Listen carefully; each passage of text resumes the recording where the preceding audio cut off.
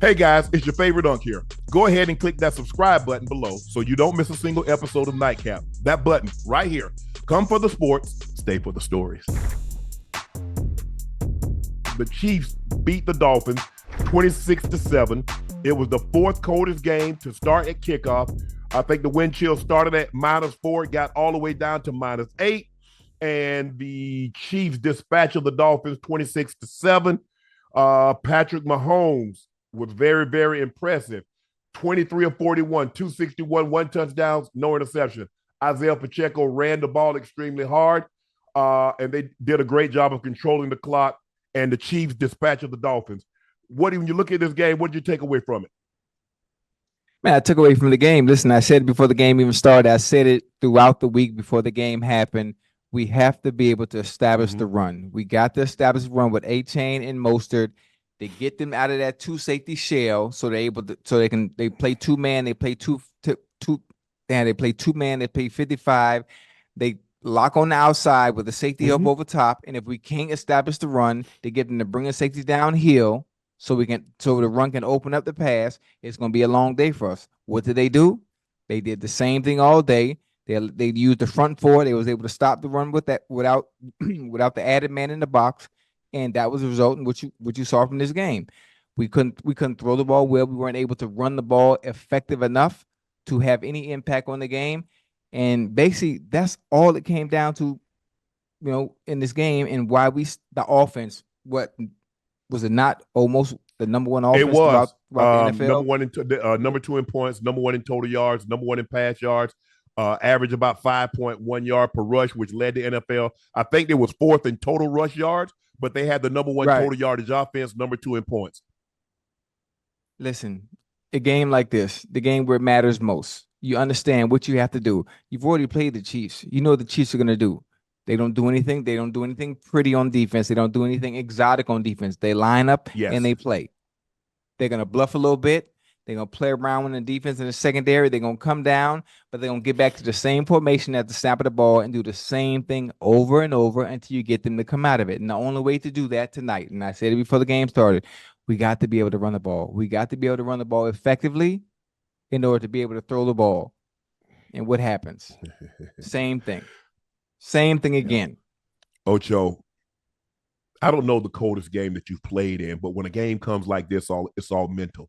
There is no physicality. There, you take the physicalness out of it. Now, how do I convince myself I'm not cold? For the next 2.5 hours, Ocho, how do I turn my mind off and say, look, shut up? How do I tell my mind that my body isn't cold?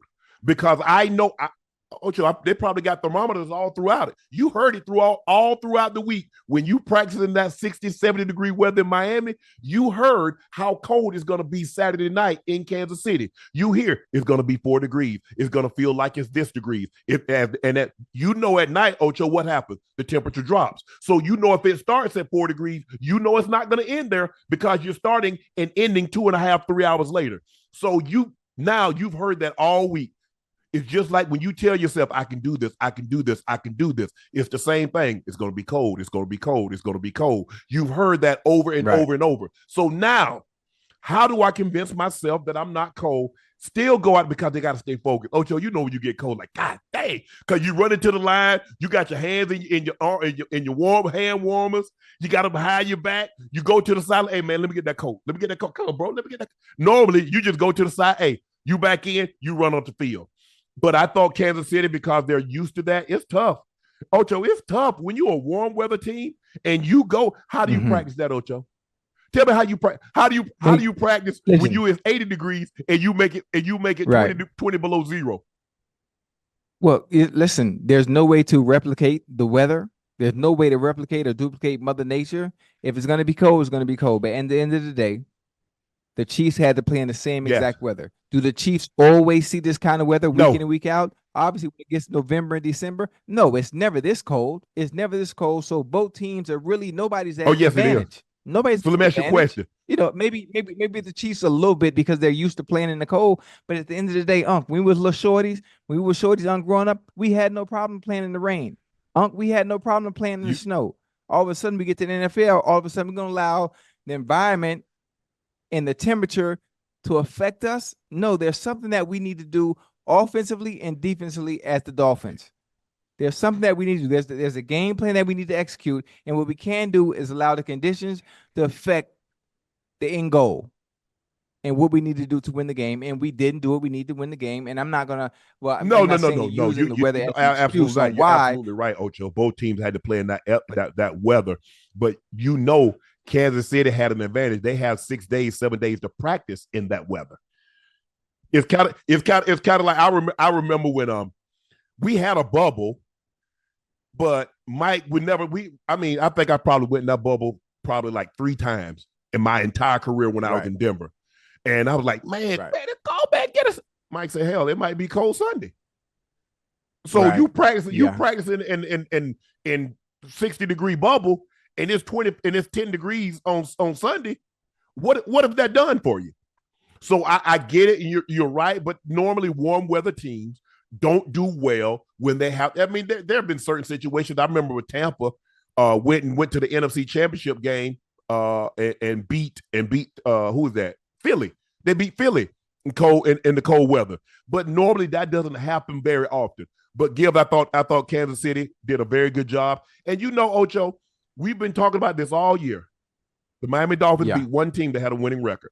And what happens when you get to the playoffs, whatever your weakness is, it becomes exacerbated because the team will exploit it. And we see the time they did a great job of pressuring to it, like you said. They couldn't get them out of that shell. You've got to be able to make a team – look, you got to make a team play on your terms. If you let a team play on their terms, you're not going to beat them because this is where they're comfortable. So I'm trying to get you to fight. I'm trying to get you to fight on my field, Ocho. I'm trying to get you to fight. A crocodile, he's trying to get you in the water. That's where he has the advantage at. He gets your ass in the water. He going to start flipping. He going to do that death roll. That's it. Yeah. If you notice, what do the animals try to do, Ocho? They try to do everything they can to get to land. They scratch, they fighting, they clawing. If I can just make it to land, I have somewhat of a fighting chance. You got no chance in that water. He's trying to pull you to the deep. Listen, it's one thing. It's one thing to already be playing the cold. It's one thing to already be playing the cold. But if you're the Dolphins, you got to use your team or your player to their advantage and understanding what the Chiefs are going to do. Hell, goddamn, Helen Keller could have saw what they were going to do. You played them already. You understood what they did the last time you played them. They stifled the pass. They stifled the run. So you already know if you can't get them boys out that 2 shell and they're getting pressure with the front line already without having to do anything exotic or anything extra, and they making Tua uncomfortable off just your base pressures. You already know it's going to be a long day. You already know it's going to be a long day. Okay, boom. Okay, they're doing that. We can't get them out 2 shell. What do we need to do? We need to get creative. Find ways to use Tyreek.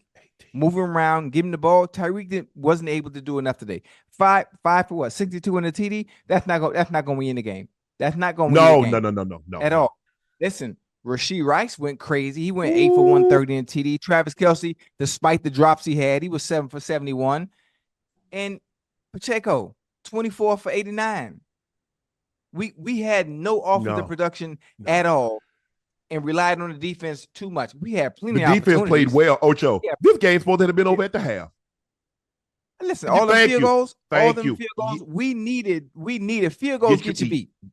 If the offense, if the Dolphins offense that we're used to seeing that we saw throughout the regular season, throughout the year in general, throughout the regular season, had played just 50%, gave us at least 50% of what the offensive production we saw throughout the year, tonight would have been a different ball game. But guess what, Ocho? We didn't see this offense against winning teams. So we got what we got all year against a winning team. We saw what the Dolphins did. We shouldn't be surprised by the outcome of this ball game, considering what we had seen from the Dolphins since the start of the season. When they play winning teams, they lose, and they don't play particularly well on the road. So now you're playing a team. If you're in the playoff, obviously you got a winning record, and you're on the road. They don't play particularly well, and it's sub-zero. So you got 3 things working against the Dolphins. And when you look at it, and Patrick Mahomes in his 7th year, he's a starter 6 years. He passes Aaron Rodgers, Troy Aikman, Roger Staubach. for his 12th career playoff win. Let that sink in. People don't understand. See, sometimes I don't think people realize, like, oh, this guy's been. You don't realize just how good this man is. Because we take it for granted. I'm talking about in 7 years, and I think only 6 years as a starter. Am I correct? Only 6 years as a starter. This man has 12 career playoff wins with 3 Super Bowl appearances and 2 wins on his resume. Already. Aaron Rodgers has played, 18, 19 years. I think Troy came in 89. Troy retired, we played Troy in so Troy played 12 years. Mm-hmm. Patrick Mahomes has started 6 years and has both of those guys. I think Roger played 11 years. Roger retired early because of concussions. But he went to the military. So he lost, I think he didn't get to the league until he was like 27, 28. So that cut some years off of his career also, but the concussions was what really chased Roger Staubach out of the league. But Patrick Mahomes, 12 career playoff wins, past Troy Aikman, Roger Staubach, and Aaron Rodgers.